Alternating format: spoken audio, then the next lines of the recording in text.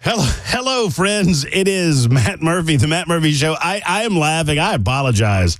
This is unprofessional as the day is long, but I pulled up a few platforms as I am wont to do as we slide into the studios.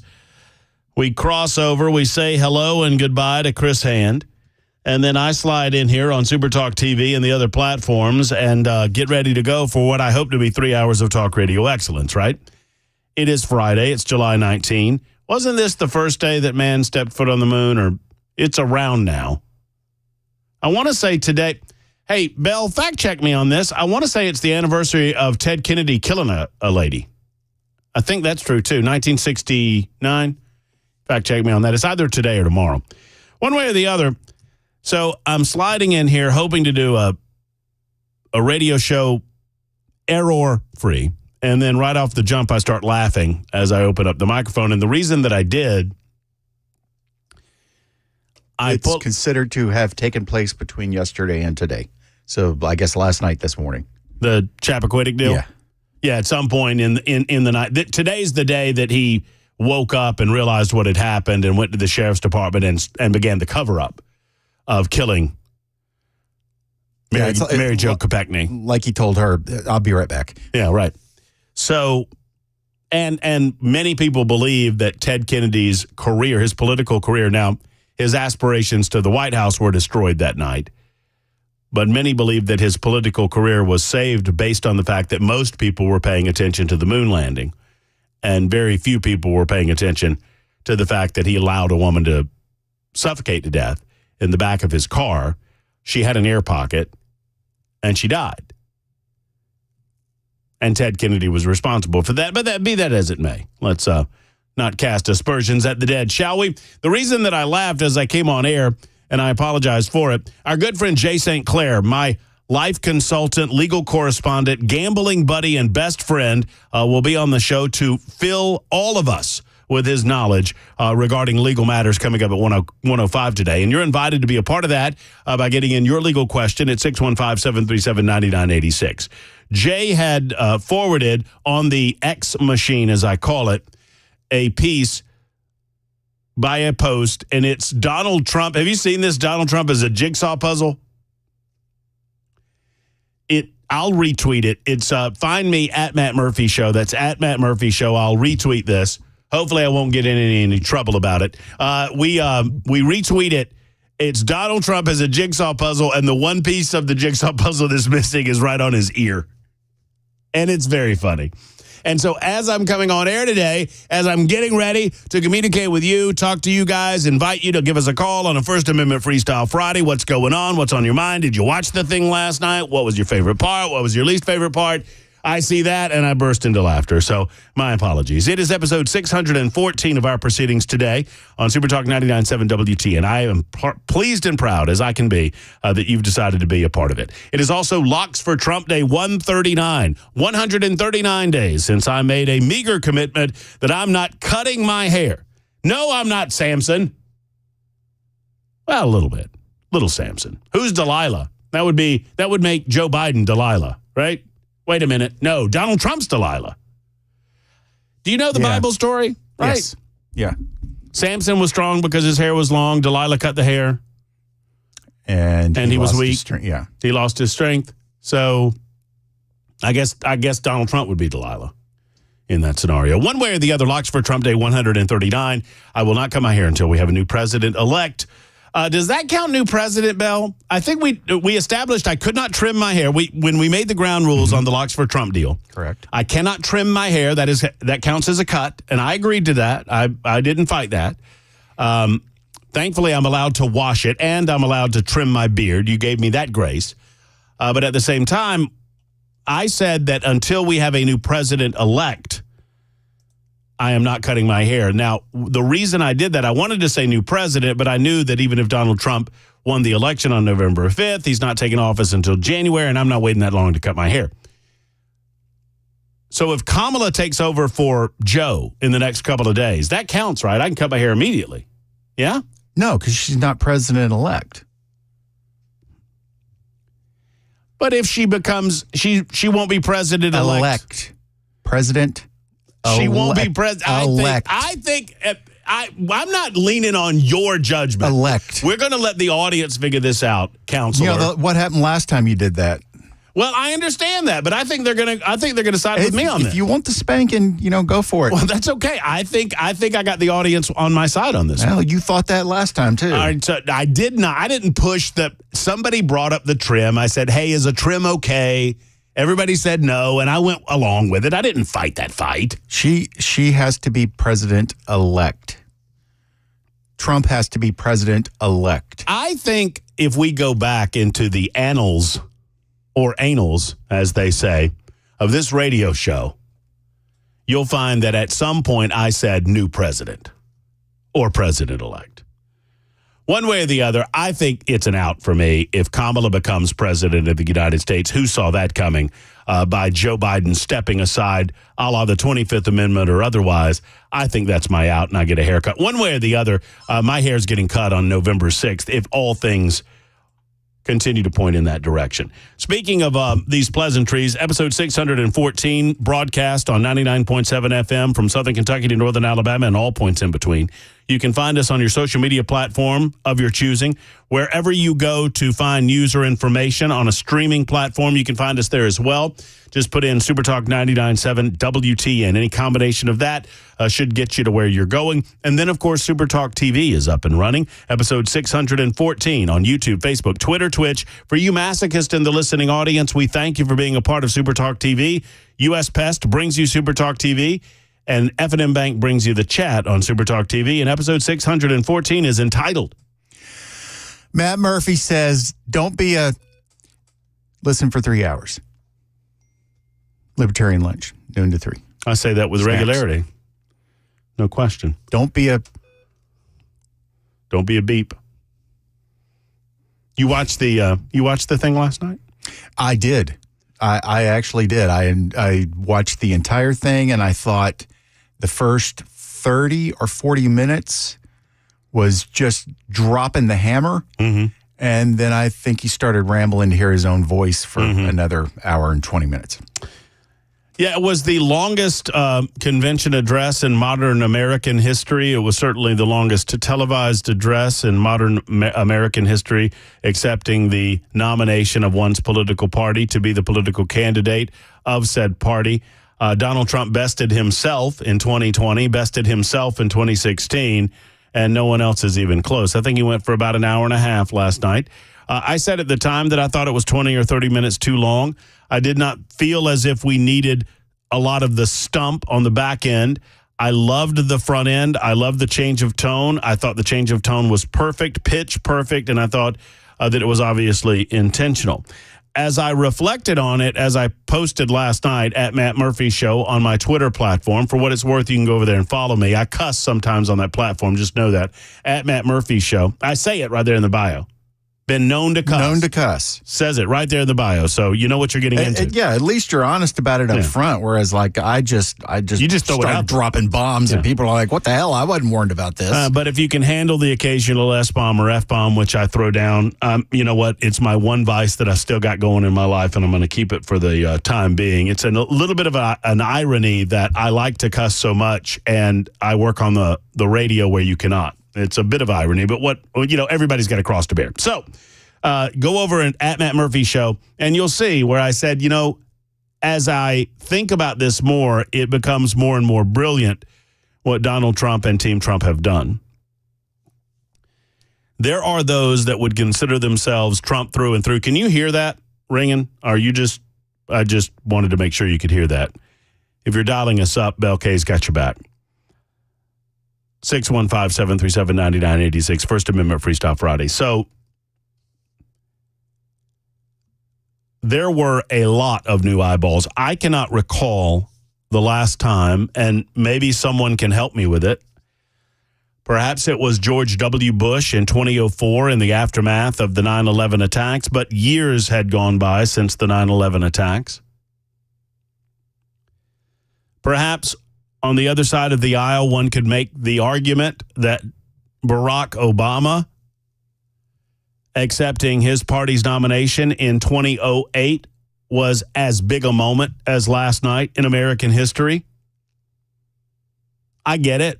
Not my moment because I disagree so vehemently with so many of his policy positions, but I also understand the history-making nature of the moment. And anybody that doesn't, I don't know what to tell you. I think Barack Obama's a scumbag. At the same time, when he became president, it was a history-making moment in that he was the first quote-unquote person of color to hold that office, the first non-Caucasian male to hold that office.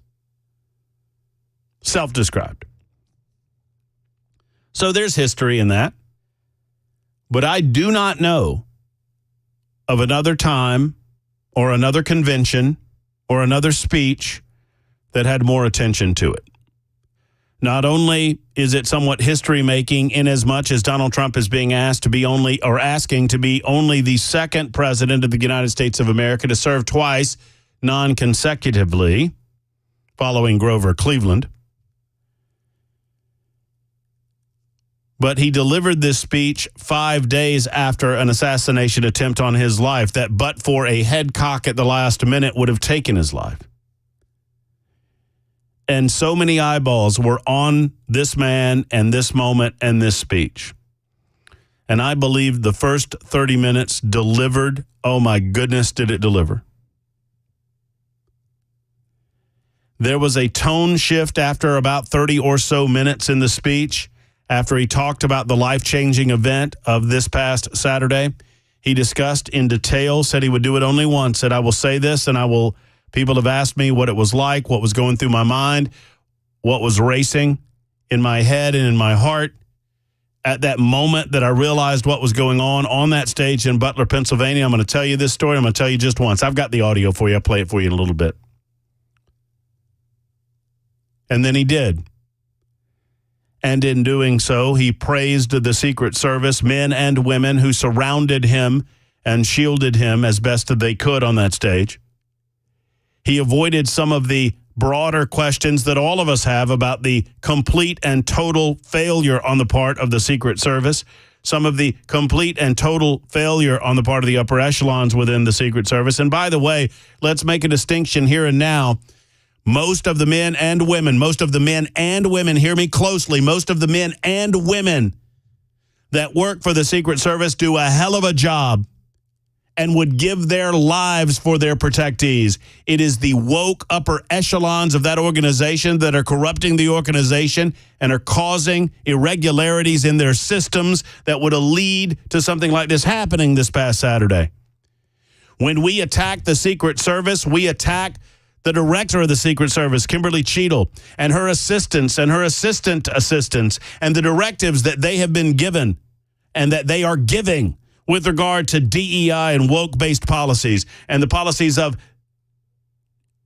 inclusion and diversity for inclusion and diversity's sake, no matter whom you might have to skip over, qualified though there may be, for the purpose of accomplishing it. She stated it in her goal. We want 30% female. I mean, we've gone over all of that. Donald Trump did not go there. He stood and he praised those men and those women on that stage with him and thanked them for saving his life. Going so far as to say, I should not be here. And of course, the audience, no, yes, you should be here. Absolutely, you should be here. Putting the firefighter's jacket on stage with him, symbolizing and signifying the loss of life last Saturday with firefighter Comparator,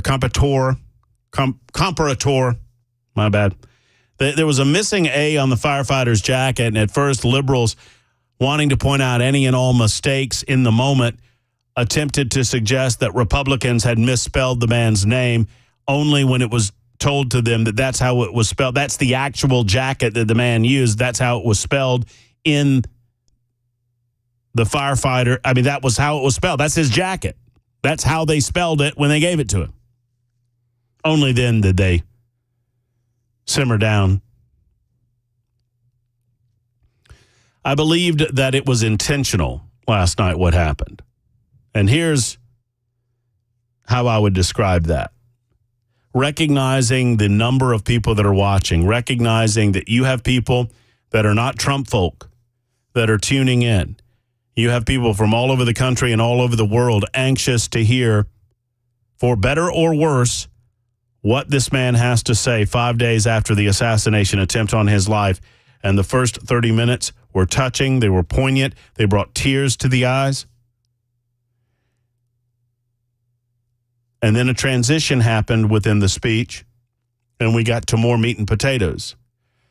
I believe the recognition that the most audience you're going to have will be in the first 20 minutes, and that those that are not as invested in the movement or the moment will die off during that time. You're accomplishing both things.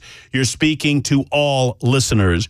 You're welcoming in the newbies softly. You're helping them understand who this man is. You are humanizing Donald Trump in a way that the mainstream media has attempted to dehumanize him over the last 8 years. You're repairing that dehumanization over 20 or 30 minutes of speaking time on a stage in Milwaukee. And then you get to the bottom line. You remind those that have been with him since 2015. You remind those audience members who are down there on that stage who have given blood, sweat, and tears for this guy. You remind people across the United States of America that feel lonely and lost because they don't feel like they have somebody speaking for them when it comes to immigration or inflation or domestic policy or the cost of gas at the gas pump. You remind those people that this guy has not changed in that regard. He's still fighting for you. I loved it. I thought it was brilliant. You start with a soft voice and you make the strong pitch late in the speech. Loved every single aspect of it. But I'm more interested in what you have to say about it. On a First Amendment Freestyle Friday, let's get the phones hopping with your thoughts on the speech last night, the event. Obviously, Dana White was excellent. I thought Eric Trump was tip-top, knocked it out of the park. Hulk Hogan, tip-top, knocked it out of the park. I loved it, loved everything about it. Tucker Carlson, so good, as always. Your favorite part of the night and the week. It was a history-making week, and we'll discuss on a First Amendment Freestyle Friday on Super Talk 99.7 WTN.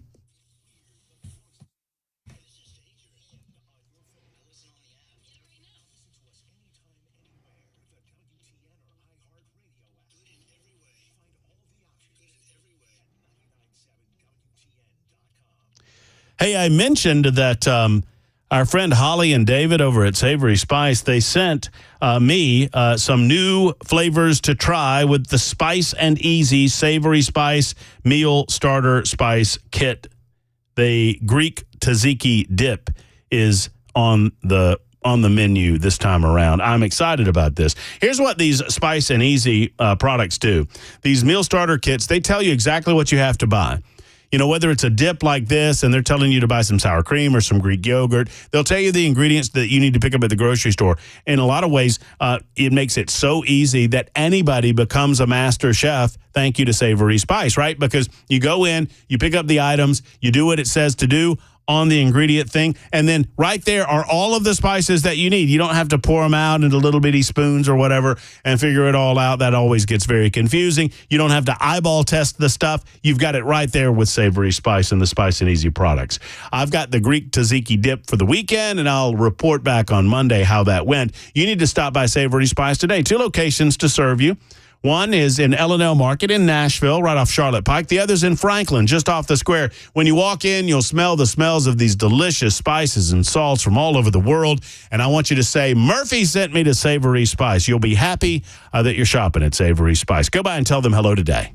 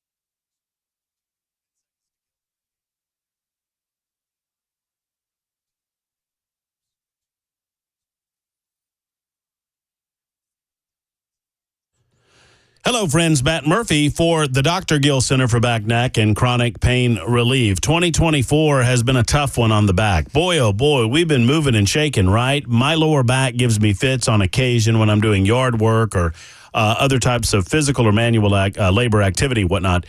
But I know who to go to. Dr. Gill Center is there for me. They have solved my upper back compression, my neck compression, if you will. I thought it was stress-related pain.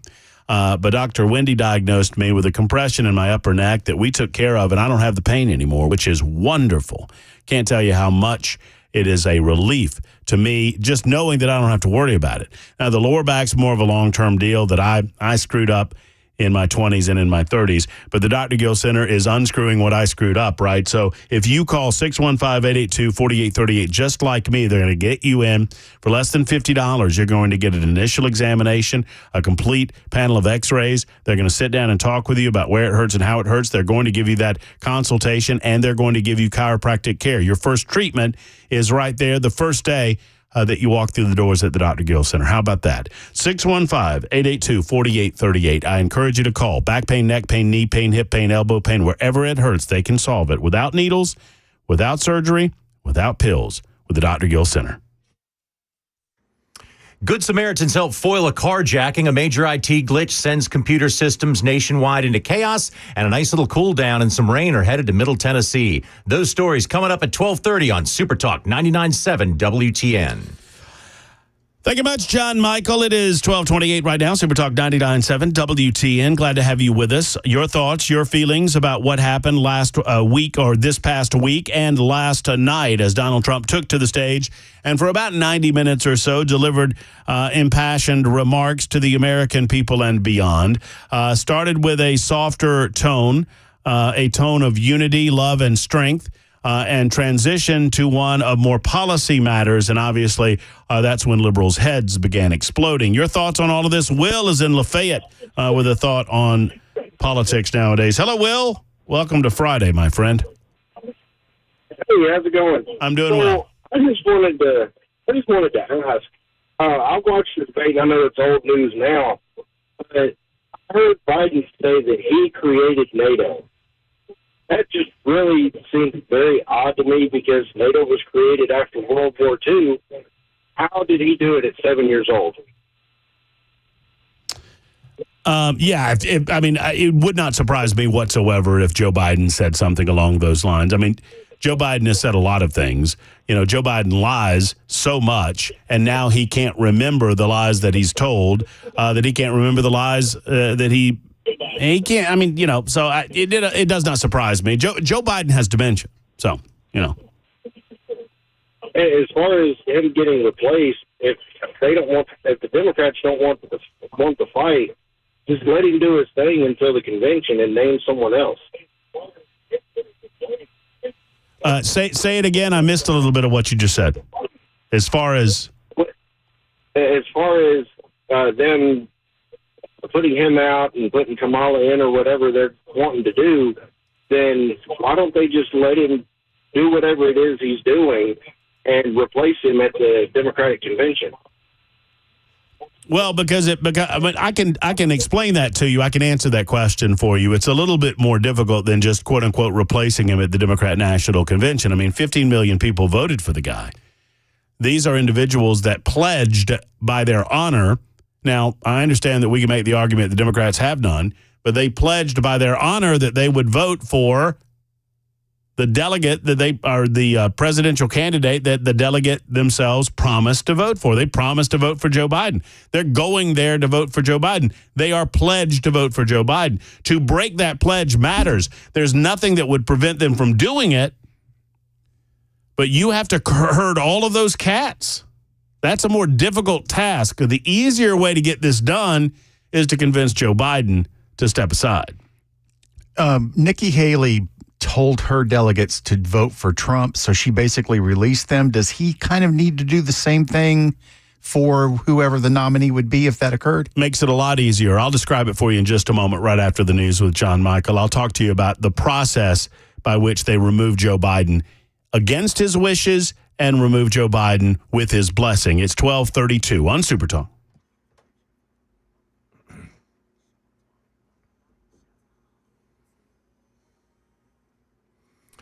It's 12:30. I'm John Michael with your top stories. Sunny and 83, and full forecast is coming your way in minutes. A man is facing charges for an alleged carjacking at an auto shop Thursday morning. Metro Police say it happened at Lucky's Custom Wheels and Tires on Lafayette Street. According to police, 27-year-old Cedric Taylor is accused of approaching a woman sitting in her car and then punching her while demanding money. Authorities say the suspect pulled the woman from her Kia, and then she ran into the business for help. Before Taylor could put the car in drive, the owner of the business ran to the Kia, busted the driver's side window with the victim's permission, and forced Taylor out through the passenger side. This all according to police. The business owner and other witnesses detained Taylor until the officers arrived on the scene.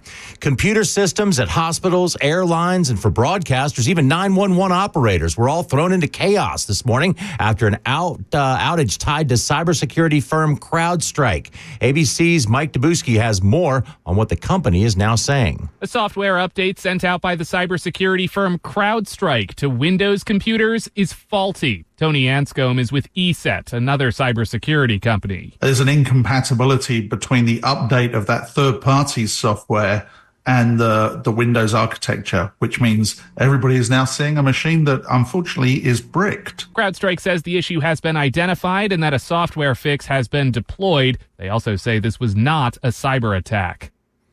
And most systems are slowly getting back to normal. That's the latest news. Weather is next. I'm John Michael, WTN News.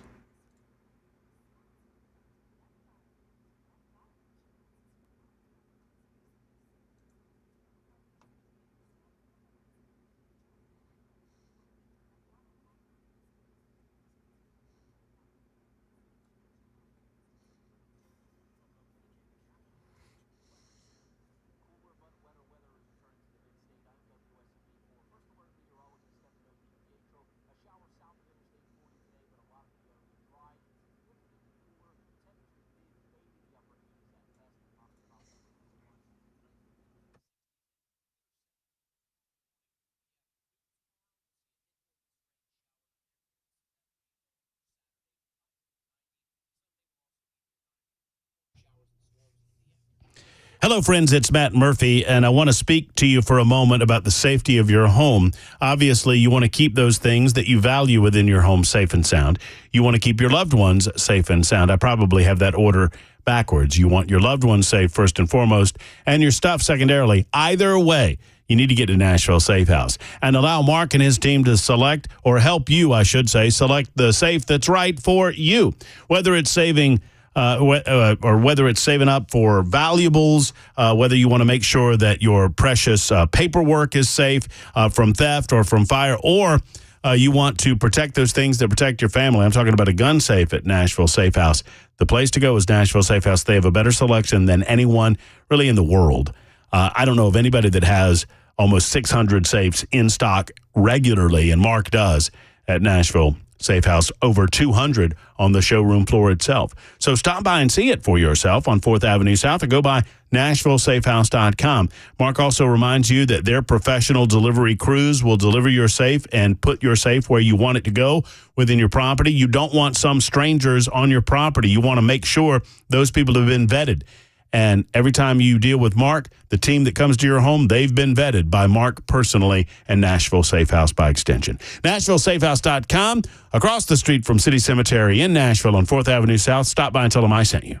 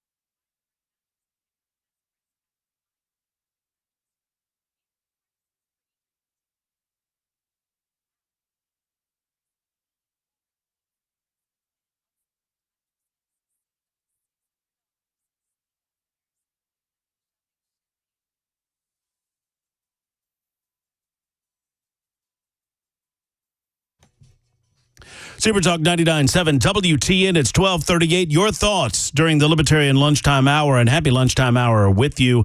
Thank you for being with us. Super Talk 99.7 WTN. Whatever time you're able to give us, we're certainly appreciative. We're up and running on Super Talk TV, YouTube, Facebook, Twitter, Twitch. Happy to have you with us there as well. You masochists in the listening audience can go over and tune in on the television side of things and see why I'm on the radio primarily. So getting back to your calls momentarily. Liberals tried to make hay while the sun was shining in their imaginations because they're attempting to. These networks that one would believe have a mission statement of simply reporting the facts. They don't, obviously. These media outlets like ABC, CBS, NBC, hashtag Never CNN, MSNBC, they're waiting for a moment to pounce on Trump 5 days after an assassin's bullet came centimeters from ending his life.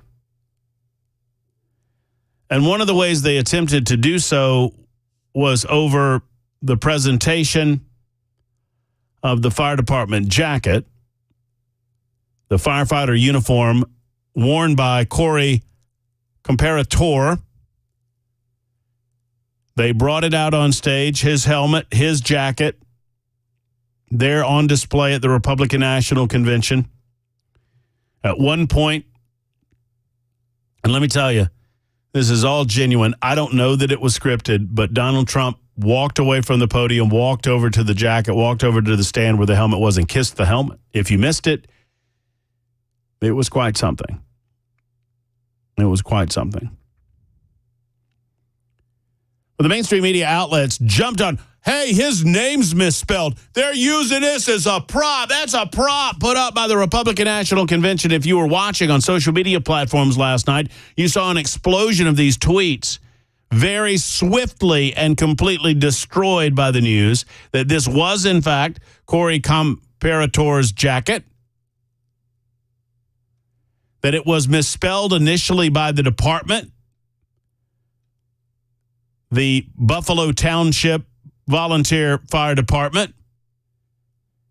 They put out a tweet, as a matter of fact, or a post on Facebook, I guess it was, social media one way or the other, saying the spelling on his jacket was an error years ago, and it was left that way by Corey. Corey didn't change it, and we're going to keep it as it was. I understand it might be confusing, but that was Corey's choice not to change it, and he did not. So it was a mistake made years ago. Egg on the face of the liberal media. More people would be pointing this out, but the liberal media doesn't like to eat their own. And so they just shut up about that after it was discovered. I mean, how fascinating that they're so quick to jump on these things. They're so quick to jump on Trump. You understand how far we've come? They're not there to report the news. They're not there to allow people to decide for themselves. They are there to put their thumb on the scale in their estimation. And they show it to us every day. Every day. And they certainly did last night. Oh, because they didn't like the back end of that speech. They did not like Donald Trump talking about the flood of illegal immigration. They didn't like Donald Trump talking about inflation. They didn't like Donald Trump talking about the foreign entanglements that were unnecessary and needless. They didn't like Donald Trump saying, hey, by the way, you better bring our American hostages back home and you better get them here quick and safe before I get into office. Otherwise, there's going to be hell to pay. Oh, that's not unifying language. He's supposed to be speaking nicer to the terrorists. Keith is next in Tullahoma. Keith, thanks for the call. Thanks for the patience. How are you? I'm doing fine. How are you? Doing well. Thanks for taking my call. I just wanted to talk to you about your growing out your hair. I've been doing it for 3 years now. Won't cut it until another Republican gets in the seat. Wait, so you've been growing out your hair waiting on a Republican to become president of the United States? Yep. And that's, from what I understood, the 60s. I'm no smart one, but you're supposed to grow your hair out, and that's the manly way to protest for men, is just to leave it unkempt and grow out. You can trim it if you like and keep it kind of washed, but just let it grow. until your process is finished. Well, Keith, I need some photographs of this. 3 years of hair growth. I bet it's getting out there, huh? I started with a shaved head. I played baseball my entire life, just about until shoulder surgery. So I started with a bald head. So yeah, I can send you some pictures. What number do I send them to? Hit me up at our Super Talk text line. You can text me a photo or two over at 615, the same number you called, 615-737-9986. Okay. I'd love it, man. That'd be fun. Mm-hmm. The only haircut I've had was one by my mother, and it was just kind of a pull it up and clip, pull it up and clip. Boy, oh boy, don't say that, because this this audience will be all over you. They'll call that a trend. They said that's cheating, Keith. Oh, I'm not going to say anything bad about my mother, but it wasn't fun. Yes, I would love to. I love that. Keith says he's been protesting for 3 years. Yeah, I said on March 1st, I decided that I didn't want to get a haircut, and it was getting a bit shaggy. I said, I'm going to grow my hair out until we have a new president of the United States. And then I amended that a day later. I said, well, maybe not president of the United States, but I'll grow my hair out until we have a new president-elect of the United States. And that sounded like a good idea at the time. In the meantime, who knows if the current president of the United States of America will be the president of the United States of America after this weekend. Now, I think it is a stretch to suggest that Joe Biden will step down as president. I don't think he has any intention of doing that.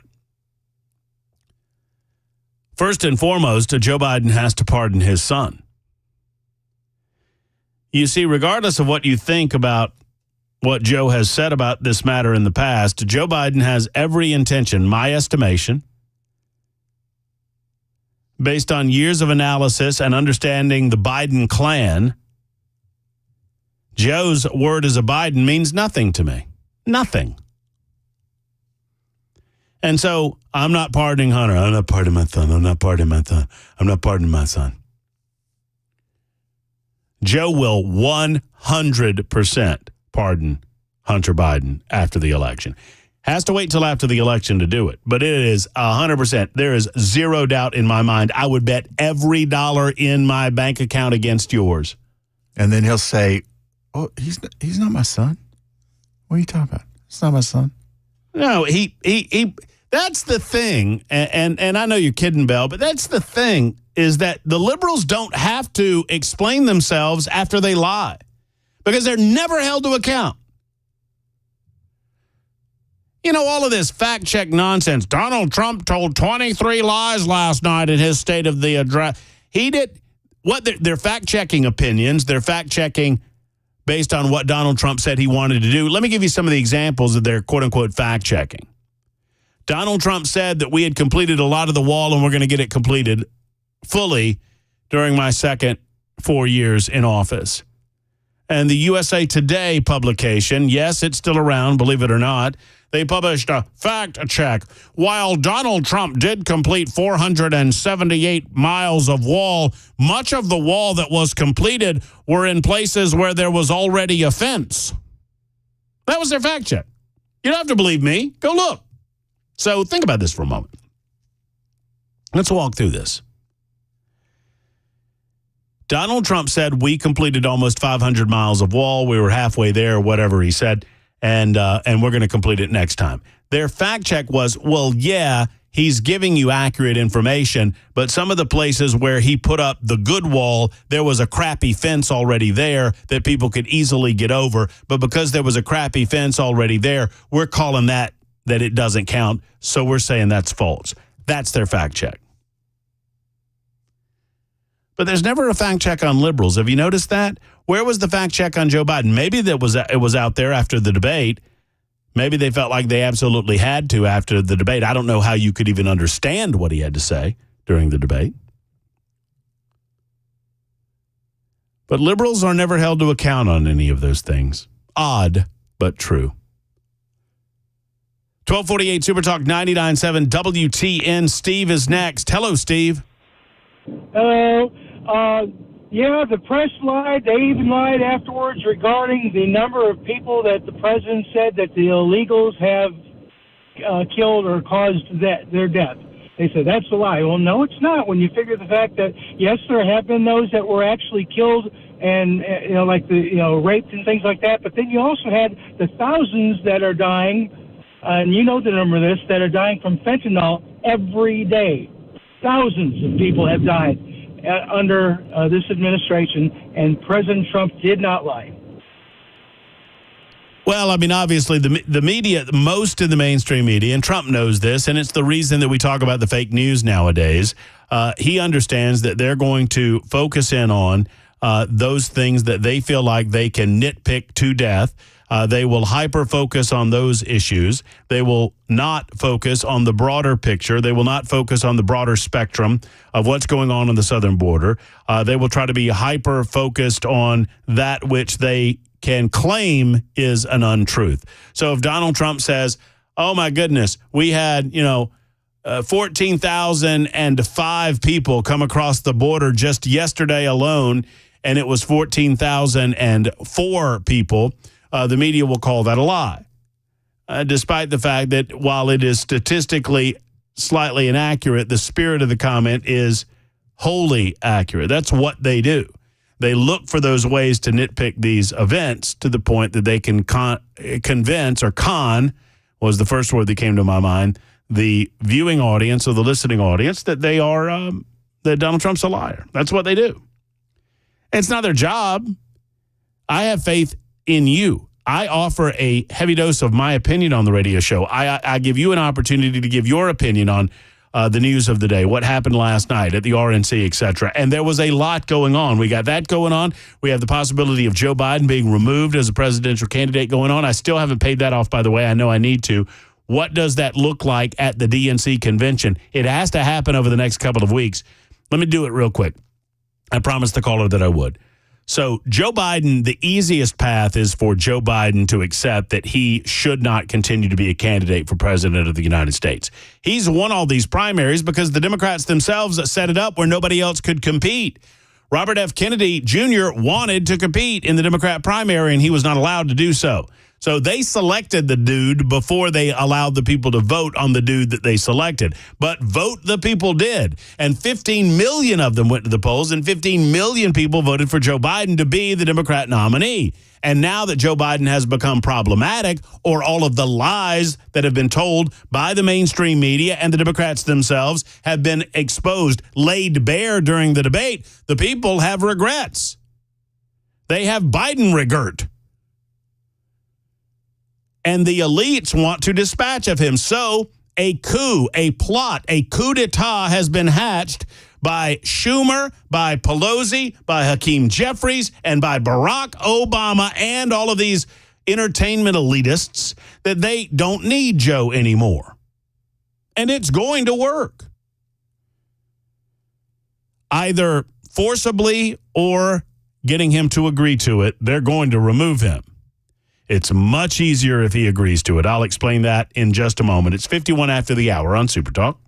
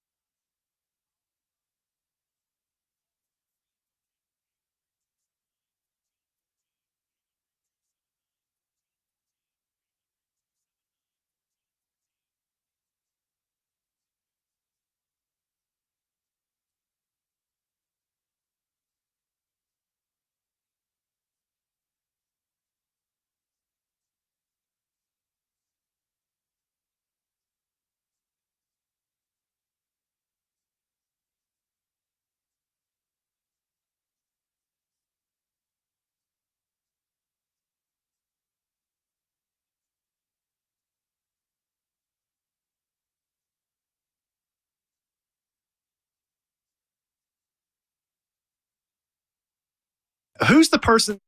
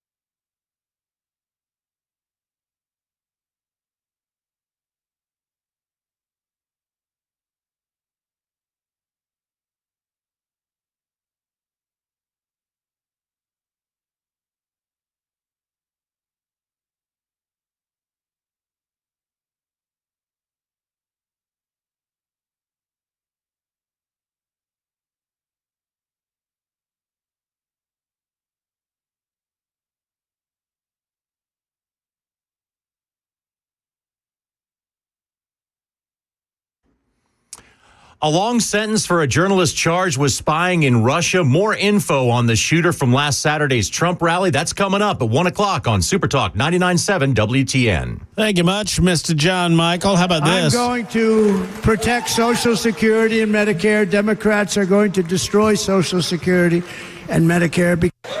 He's going to protect Social Security and Medicare. Democrats destroying Social Security and Medicare. That's President Donald Trump last night toward the end of the speech last evening. We'll have more clips from the president from last evening and your thoughts on how you believe he did. Plus, legal questions for our man, Jay St. Clair. Fry Jay is upon us in the second hour of the Matt Murphy Show today on Super Talk 99.7 WTN. Operation Save Joe.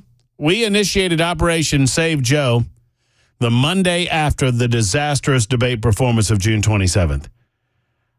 I don't think Operation Save Joe is going to make it. I'll explain why on the way next on Super Talk 99.7 WTN.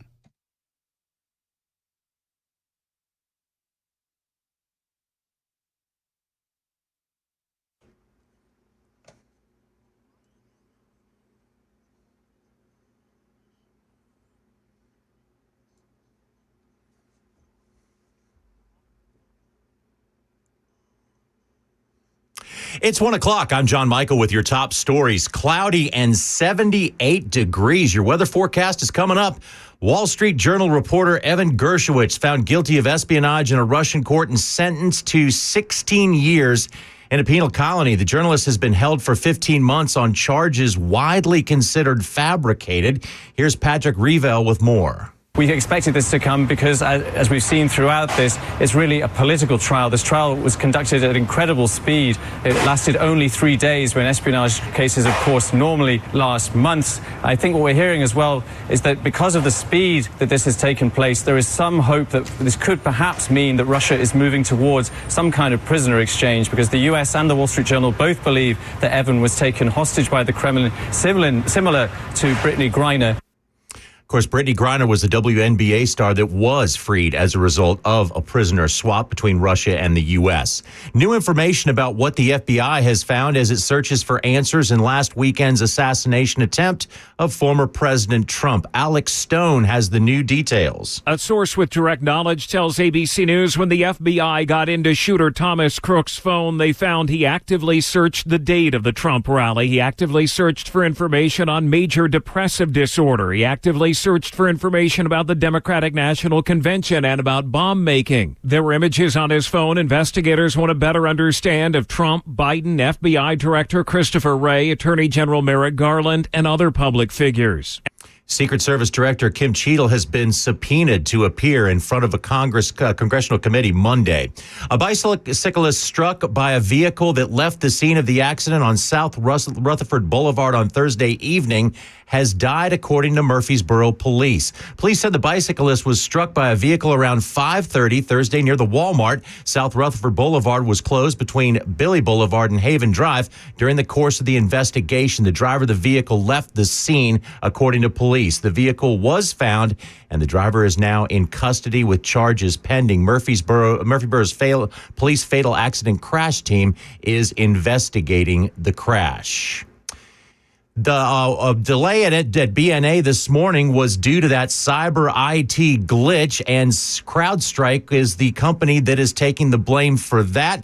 Airline check-in areas were packed with people, but now things are getting somewhat back to normal. Weather's coming your way next. I'm John Michael, WTN News.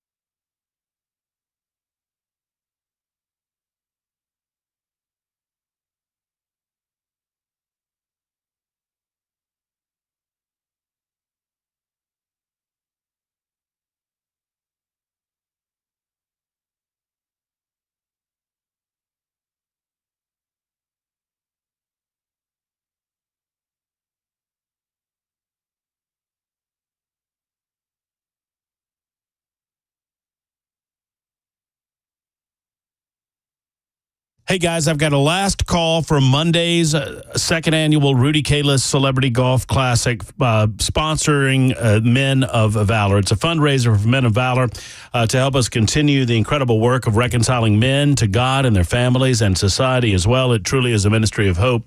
I talk often about Men of Valor because they are such a wonderful organization. So proud to be affiliated with them and proud to be a part of the second annual Rudy Kalis Celebrity Golf Classic. Now, there's still one or two, and I think I've got the accurate count here. One or two four-person teams left available for you. Still time to get involved. Go to men-of-valor.org.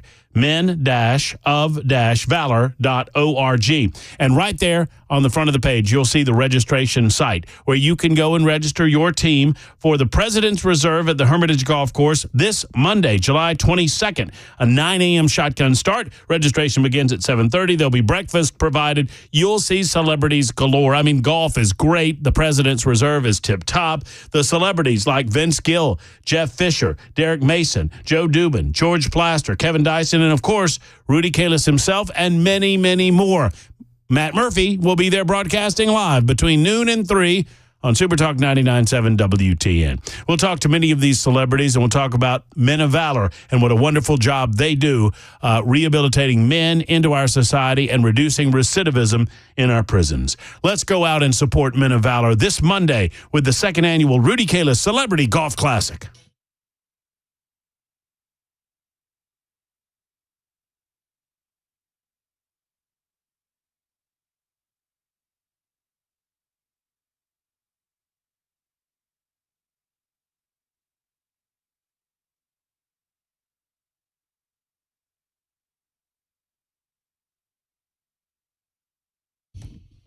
I love you, Matt, but you've got to get rid of that microphone setup, says 5922 from Arlington, Vermont.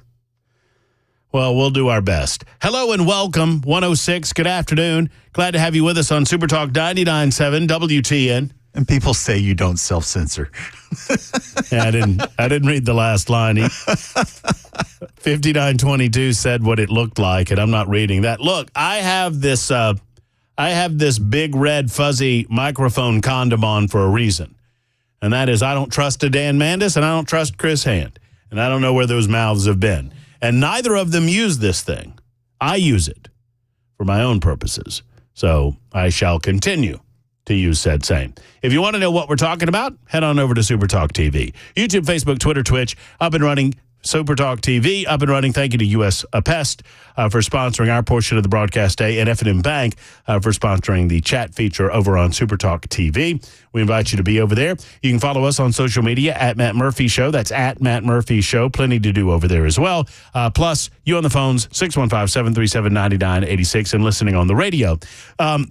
Bell K, yes, Bell. Did you hear from JK ever when he went to the convention? I've spoken to him about several things in terms of his trip up to the convention, yes. So he was there and on the floor and doing his whole thing? No? Okay. By the way, it is 1:08 and it is Friday. And I know that this comes upon it surprises Belkay every week, but I'm going to. It's been so long since we've done it. That's true. We didn't do it last week. If you have any questions, any legal questions on your mind, now's the time to get them out. We love answering legal questions during our Friday visits together, and you can get them in by typing them out on the membersnutrition.com super text line, 615-737-9986, 615-737-WWTN. In the meantime, Jose, while we're getting Jay lined up and ready to go, Jose's in Nashville. Hello, Jose. Hey, good afternoon. Just wanted to make a comment or a question here, Matt. I don't know what you think or your audience thinks, but as a conservative, the RNC Monday night concluded with an invocation to some other religion. I'm not sure if it was Hinduism or Kasich. I can't remember what it was. But as an American, I do believe in freedom of religion. But when it comes to America in its founding, it was founded upon Judeo-Christian values. And if we believe, and I believe that Donald Trump, and if Donald Trump believes that he had divine intervention, we cannot have it both ways. He cannot have it both ways, I would argue. You know, it was either the hand of the God of Abraham, Isaac, or Jacob, or it was some other foreign God. But traditionally, America believes in those values, and it's taken me a long time to come to the conclusion that what made this country great is the principles of the Judeo-Christian values. There wasn't no other foreign religion. So even when our presidents get sworn in, they get sworn in on a Bible, traditionally. So other than that, you know, I thought the convention was great. I'm not trying to be a Debbie Downer at all, but I worry. I need to back up. I'm trying not to interrupt you, but I need to back up, Jose. What are you referring to? I must have missed whatever you're referring to. Yeah, so Monday night, they ended. The RNC did really good about having. I guess they had preachers and pastors, Christian pastors, come up and do to conclude with an invocation. But Monday night they had another religion there, and offered, I think, what it was called Arda. I'm not sure if I'm saying this right, but they prayed to another god. And I just thought that was just a little off, in my opinion. Who's they? The Republican National Convention. I mean, I'm not trying to be daft here, but not the entire convention didn't pray to another god. Most of the convention are Christians. Well, if you go back and look at, I sat there and I watched the whole four nights. At the end, and Monday night, they had some lady come up, and she prayed to some foreign god. After she was done, they had a. I mean, do you recall the religion, Jose? I mean, I'm not. Yeah, I believe it's called. I'm not sure if it was Hinduism or Kasich or Kasich. I'm not sure what it's called. And she offered a prayer of Ardas. And all right, so I just thought, neither here nor there. So let's tackle this, okay? Real quick, and I want to get to Jay here in just a second, but I think this is an important call. So, we are not a Christian nation, but we are a nation of Christian people. Is that fair for you? No, it is. But the only point I'm trying to make is we're founded, this country's founded, our Constitution is founded on Judeo-Christian values. No, I got that the first time you said it. I understand that, and I believe in that. So I'm following up on that in our conversation. I'm trying to have a conversation when I say, would you agree when I say that we're not a Christian nation, meaning we're not a Christian government, but we are a nation largely of Christian people. I have. It's kind of hard for me to accept that, but I think you're right. I want to say that we are a Christian nation. Well, tell me why that is. Why is it hard for you to accept that we're not a Christian government? And I'm not trying to instate a theocracy here. That's not where I'm going with this. But I worry for our country in the erosion of moral values. And our moral values of life, liberty, and the pursuit of happiness did not come from any Hindu religion. They did not come from any Buddhist religion. They did not come from any other religion, much less Islam. It came from Judeo-Christian values. Well, Jose, you won't get any argument from me in that regard. The point that I'm making is the same individuals that were believers, the same people that put their signatures to the Declaration of Independence that talks about God's providence.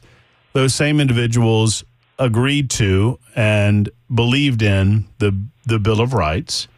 And they were, many of them, subjected themselves to what they considered to be religious tyranny on the part of the state. I would suggest that while I agree with you that we have seen an erosion of our moral values in this country over the last 30, 40, 50 years, a protection against that erosion is never going to come from the government, Jose.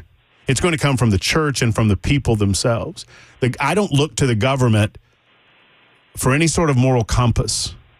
I look to God for my moral compass. Absolutely. And my faith supersedes the government. I understand, but that's the reason I am making this phone call, because number one, I love your show. Yeah, sure. I know. I'm glad you do. Thank you. I'm a conservative, first and foremost.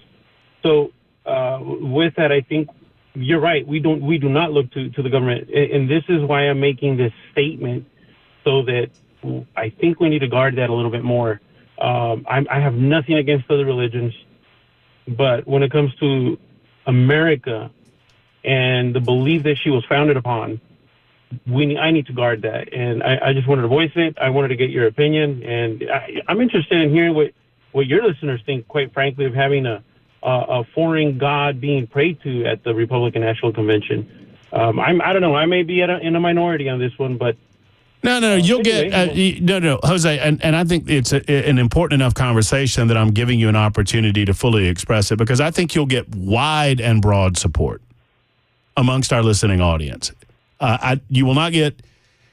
I'm not supporting what you're saying, but I am saying there's an important distinction for me in the idea that we are a nation of Christians versus we are a Christian nation, which indicates to me that our government is founded on specific aspects of the Christian faith. And I understand the foundation comes from that, but that we don't govern through that. We don't govern through the lens of the Christian faith, nor do I believe should we. God granted us free will to live a life of our own choosing. Absolutely. And the founding fathers thought it important enough that we abide by that concept of God's grace to give us that free will, that they put it on paper that Congress shall make no law respecting an establishment of religion or abridging the free exercise thereof. As far as the RNC, I'm not a Republican. I don't belong to the party, so I can't speak for why they would have somebody there talking about a different religion. I missed that moment. I'll go back and look it up. What I would suggest is that they're, I'm just giving you my analysis. I would suggest that probably they're just trying to cast from a faith-based perspective a very wide and open tent, and they're trying to impress upon other Americans who are of different faiths, obviously minority faiths, that the Republican Party is for you. That's the only analysis that I could offer as to why they would do something like that. I understand that, and I understand what you're saying too. I mean, we're not a theocracy. I'm in no way making the case for a theocracy. That was not the point of my conversation, or the point of my call.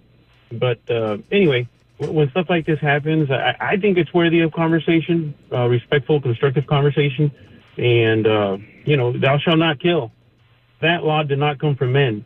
It comes from God, and it's our duty to enforce that law. So anyway, yeah, I guess this is a conversation, or this is a topic that can lead to a deeper conversation. But hey, thank you for everything. Jose, thank you for calling. Thank you for bringing it up. I truly do appreciate Matt, the perspective. The Yes, woman's Bill. name was Harmeet Dillon, DHILLON. She's the national committee woman of the Republican National Committee for California, and she is a Sikh. Okay. So that the reason she was there is because she's a Republican. Yeah, and Franklin Graham was there. He had a primetime speaking role last evening. And he was directly mentioned in Trump's speech. And I love Franklin Graham. I appreciate the concept of the call. It's 3325 brings up the point that, and I think it's an important one too, that remember this Amber Rose, I haven't spoken about this Amber Rose making an appearance at the convention, but Amber Rose was there, and it's almost kind of the same argument that this person doesn't reflect our values, therefore we should not highlight or elevate this person, even though they claim that they have made a conversion over to conservatism, and in this case, to becoming a Republican, or at very least supporting Donald Trump as the Republican candidate for president of the United States. I had a very, very long-form discussion years ago about this topic in 2003 when former Chief Justice of the Alabama Supreme Court, Roy Moore, put the Ten Commandments Monument in the Alabama Judicial Building.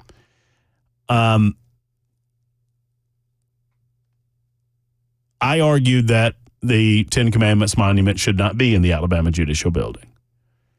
And I got destroyed because of it. Because people thought that I was attacking the faith of others, and I'm not. I am suggesting that faith supersedes force. My beliefs in a higher and spiritual power, my belief in God, is not changed in one way based on what laws government passes or doesn't. Faith supersedes force. So I don't have a problem with widening the perspective of the Republican Party and welcoming people of other faiths into the party, and as a demonstration of that, perhaps allowing for a demonstration of another faith on the stage. That's up to them. That's not my call. That's their call. And Jose, I appreciate your call and bringing it up. Jay, thank you for your patience, buddy. We're going to get to Fry Jay in just a moment. We're a little off kilter. Here's what we'll do. Apologies to Jay. Jay's on the line. He's ready to go answering your legal questions in just a moment on Fry Jay on Super Talk 99.7 WTN.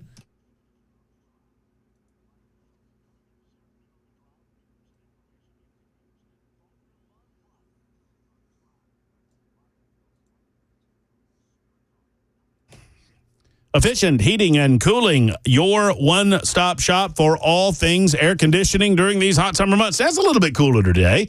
I'm hearing that temperatures are only getting up to the mid-80s. That's a nice respite from the mid-90s and beyond that we were getting earlier in the summertime. But it'll be back up into those 90s, and your AC will be working hard at it, making sure that you have nice, conditioned, cool air in your home. But if it's not doing what it's supposed to do, if it's not hard at it, if it perhaps isn't working as, dare I say it, efficiently as it could, who are you going to call? You're going to call Jeff Eddy in Efficient Heating and Cooling. He's never going to charge you overtime rates no matter what time it is because he doesn't believe in it. He keeps those invoices small that way. You never pay more than $125 on a service call, a maintenance call, no matter how many units you might have. That's just the way that they do it at Efficient Heating and Cooling. And Jeff doesn't tell you you need a new unit unless you need a new unit. Now, he'll give you your options. He'll tell you what he needs to do to fix versus what he needs to do to replace. And when they do, they're an Elite Pro partner with Ream. Go to efficienthvac.net. That's efficienthvac.net, or call Jeff and his team today at 615-784-4424, 784-4424 for our man at Efficient.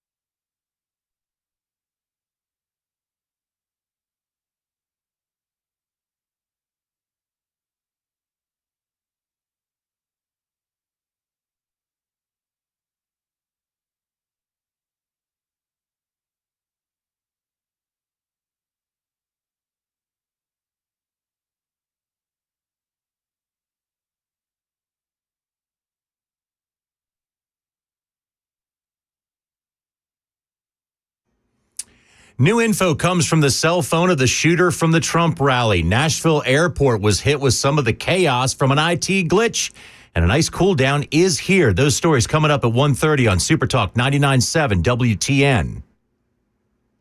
All right, thank you much, John Michael. Thank you so much to our good friend, my legal correspondent, my life consultant, my gambling buddy, Jay St. Clair, for spending some time with us today and for spending a little time waiting on the phone as we had that very important discussion going on about religion and government. But it is time, ladies and germs, for Friday.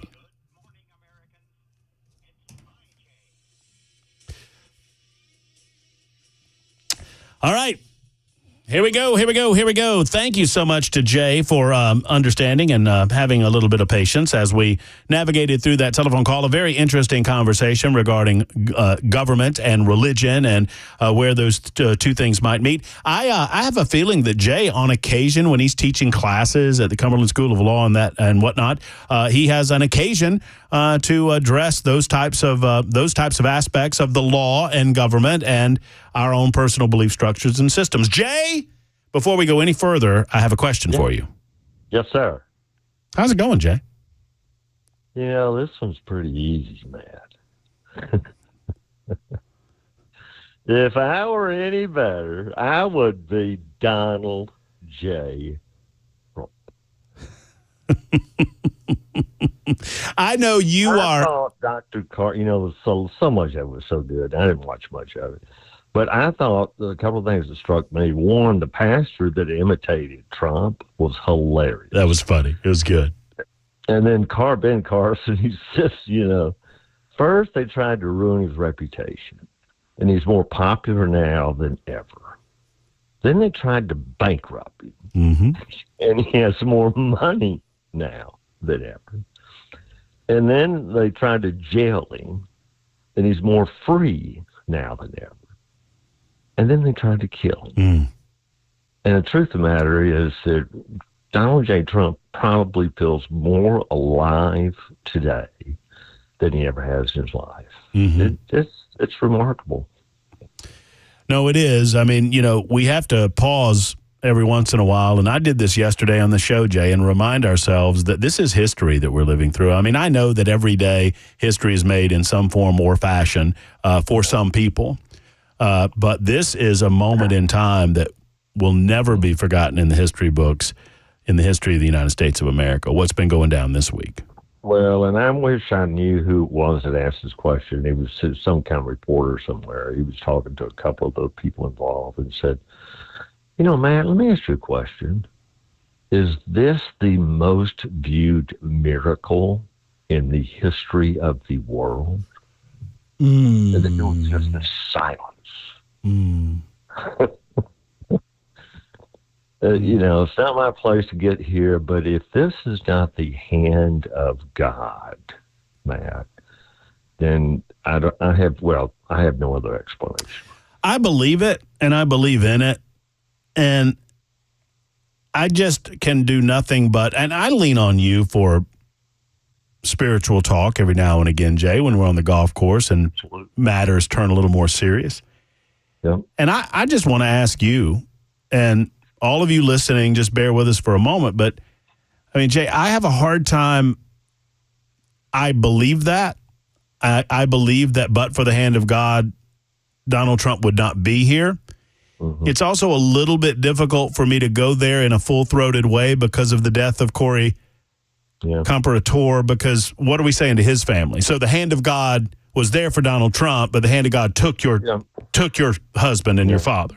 And well, you know, the books have been written about this, and I have asked this question a lot, and I've asked my professor about it a lot, and there's no real satisfactory answer, man. So what you're getting at is, why do bad things happen to good people?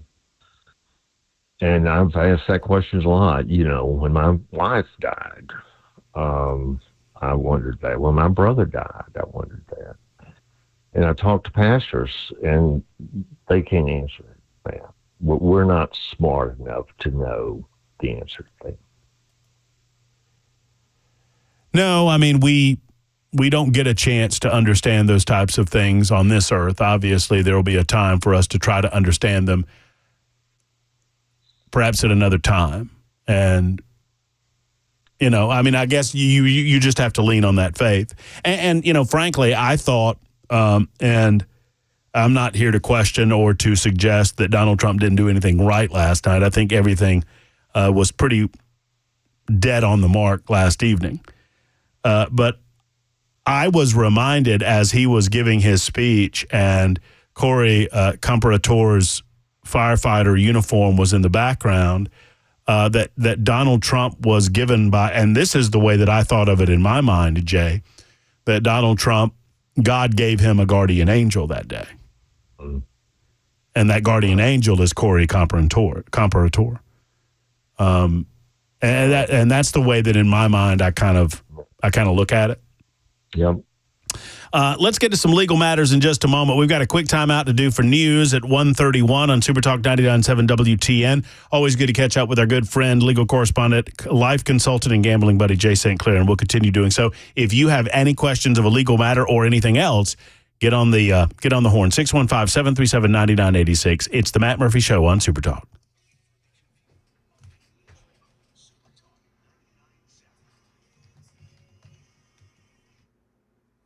It's 1:30. I'm John Michael with your top stories. It is now 79 degrees and mostly cloudy, full forecast in 2 minutes.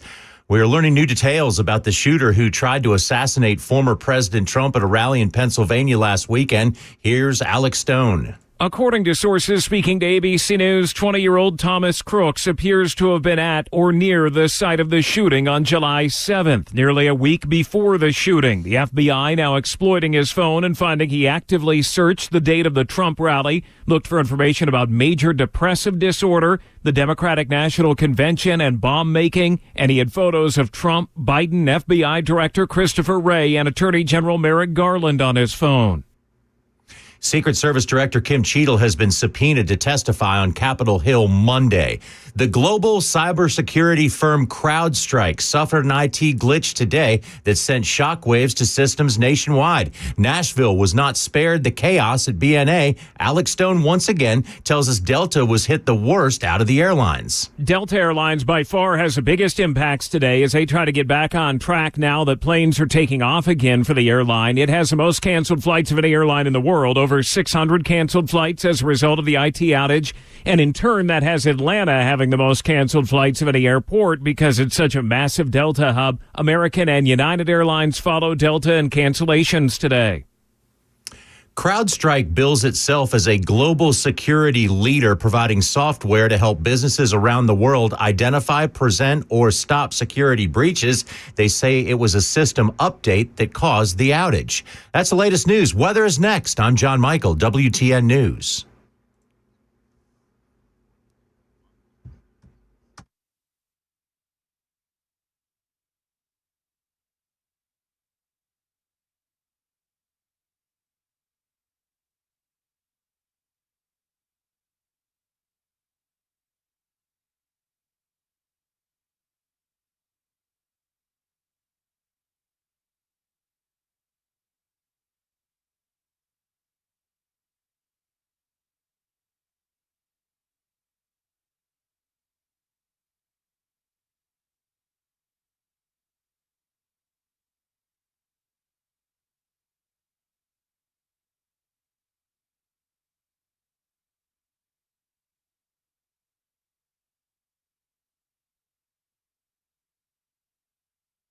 Hello, friends. Matt Murphy here for Tennessee Men's Clinic. Obviously, gentlemen, I want you to get the help you need, whatever your issue might be. And at Tennessee Men's Clinic, they dive into men's-only health issues that can be the result of a number of factors. And one of those factors, low T levels later on in your life. Those low T levels can impact how you live your life. Those low T levels can potentially impact energy levels when you go to the gym. Maybe you just don't want to get that workout in anymore. Perhaps you don't want to do the yard work, or perhaps it's affecting your relationships with your loved ones. If that be the case, I want you to go to the urologist at Tennessee Men's Clinic. Stop by, say hello to them, and schedule that appointment today. And make sure that everything's going okay inside of your body with regard to these matters. Tennessee Men's Clinic has been around since 2014, and they've been doing just that, helping men like you get back to life again through the Tennessee Men's Clinic. Go to TennesseeMen'sClinic.com or give them a call today at 615-208-9090. 615-208-9090 for Tennessee Men's Clinic.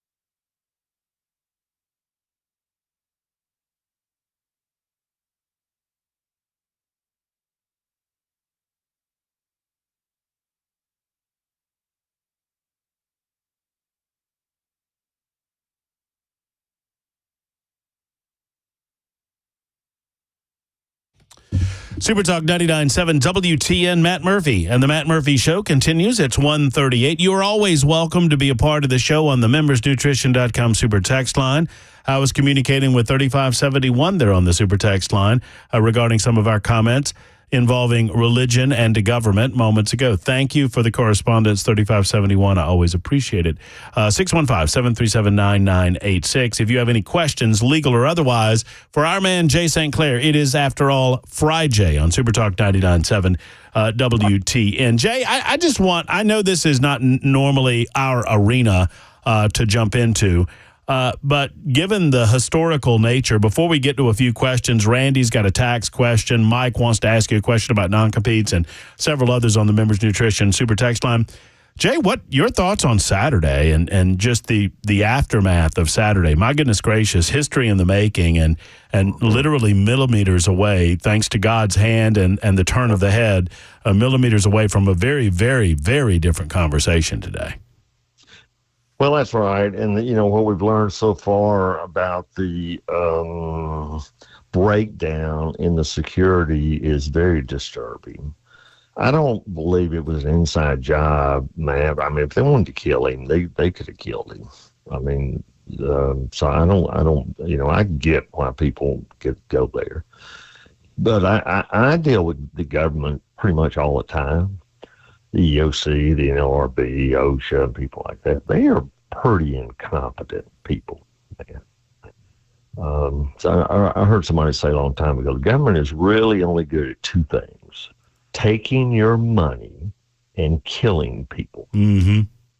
They weren't very good at protecting Trump, but boy, they killed that guy in about 3 seconds. The government is just not very good at doing things, and this is just an example. This kind of reminds me of pulling out of Afghanistan.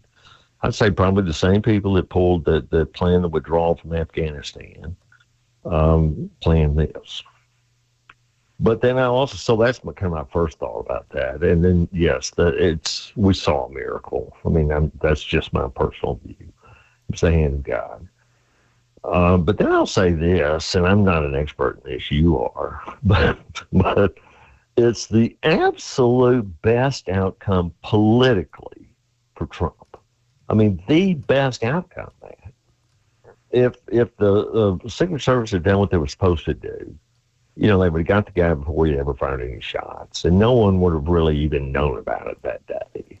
And it didn't make a little bit of news, but it wouldn't have been any big deal. Politically, it's or the guy could have shot and missed, and that would have been bad. But I mean, for Trump, it's the absolute best thing politically. I'm saying just purely politically, right? To get shot, but not so much that he couldn't just instinctively. This is this is so much of it remarkable. I heard it said once that character is what you do when you think no one's looking. Mm-hmm. Well, this is not exactly apropos here, but it's close. Character is what you do in tense moments when you don't have time to think. And what we saw Trump do in the second or the minute after that was the real Donald J. Trump. It wasn't staged. It wasn't planned. Nobody talked about that. We saw the real Donald J. Trump in that moment, man. And I think that's what makes it so fun. Well, and last night when Trump was relating his thoughts after he ducked down and got behind the podium, and then the Secret Service came and surrounded him and got on top of him. And apparently several other people have related that have talked to him personally, related this story that he was mystified by why nobody ran, nobody left. Mm-hmm. And he realized they did not leave because they were concerned about him. Yeah. And he said in that moment, and said this last night, that in that moment he needed to make sure that they knew that he was okay, and he needed to make sure that they knew, in that second and in that moment, that he was going to be there to fight with them and for them. And I do agree with you. I think it's an incredible testimony to an individual's character. And, perhaps in those milliseconds in the aftermath of the moment, you don't really realize. And I probably think the weight of how close it came descended upon him later. I don't know. I don't pretend to know how he thinks. If you and I knew how he thought, we'd be worth a lot more money. But, Well, but what we're both saying is this, man. In the moments after being shot, I think he knew that he'd been shot. His first thought was about other people.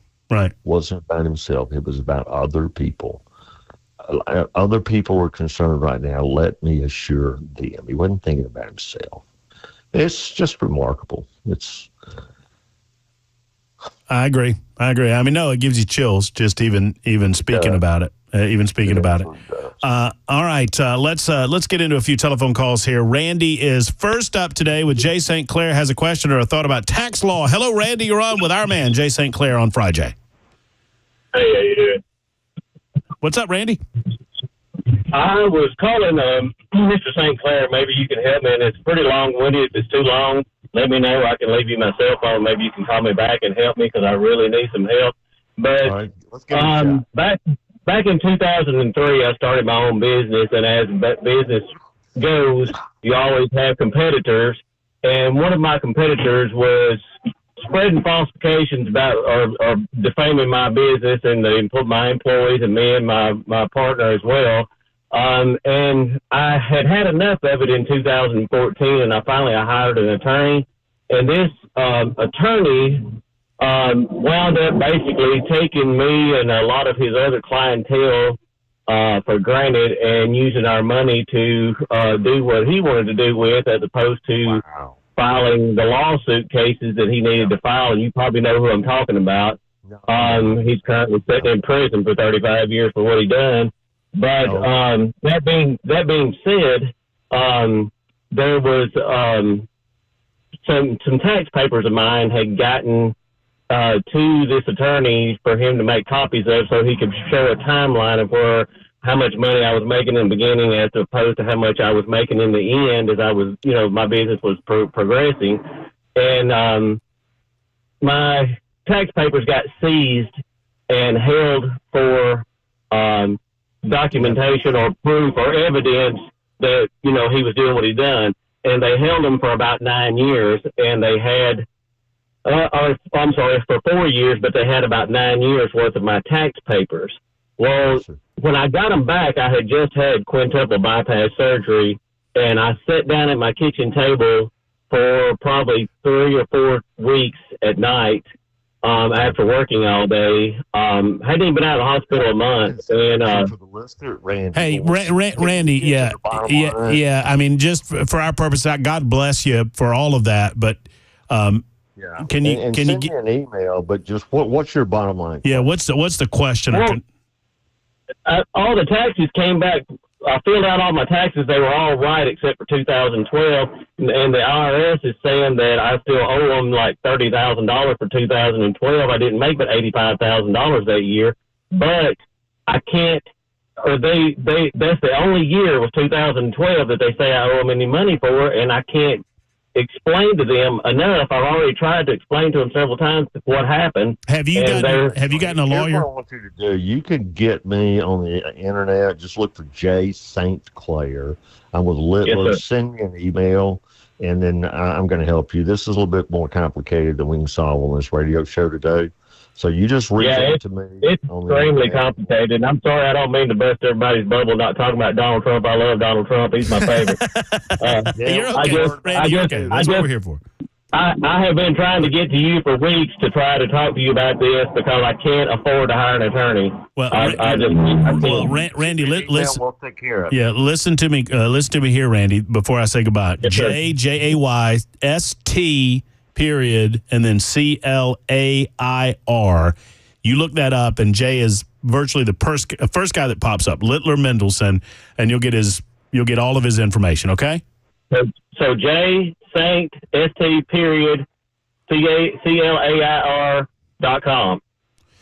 Well, if you type that into your Google machine, Randy, you'll be fine. Yep. You just type that into the Google. A lot of money for my name to pop up first. 47 minutes after the hour, Jay's with us for a few more moments. And we did, too. 2714 says we didn't play Jay's intro music. We did. We played it a little bit late. It's my apology for doing so, but we had a lot going on at the beginning of the hour. Let's go to, Mike's in Tullahoma. He's got a question. He's asking for a follow-up on a subject that we brought up several weeks ago. Hello, Mike. Hey, how you doing, Matt? Good. I think it's fairly brief and things. When you and Jay were talking about, why Trump stays alive and firefighter goes down, leaves his kids and stuff, I always struggle with the book of Job, how in the world a man could lose everything and all the animals and all the family. So the one thing I learned after losing my first wife, I spent 2 years trying to figure out why I was still on earth. But I counseled my daughter-in-law when she got breast cancer. The one thing I learned in that several years of trying to get my brain back was when it comes to God and what things that happen, don't ask why. And the next thing is turn to him and not from him. Wow. And since then, I've had professional counselors, pastors and stuff say it's remarkable that I picked up on that. I don't know. It's probably God planted it in my brain, but that's how I counsel people. We don't know how that supercomputer came up with the fact of missing Donald Trump and taking out really a hero in the local community. So that's my 2 cents on it. Thank you for sharing that. Thank you for sharing that with us. And you saying you lost your wife, I think you probably understand the words I just said. Absolutely. Now that hits hard with me because I know exactly where you're coming from. Jay, let's take a quick time out. We'll get back to a few more calls and questions. Super Talk 99.7 WTN. Back in a moment.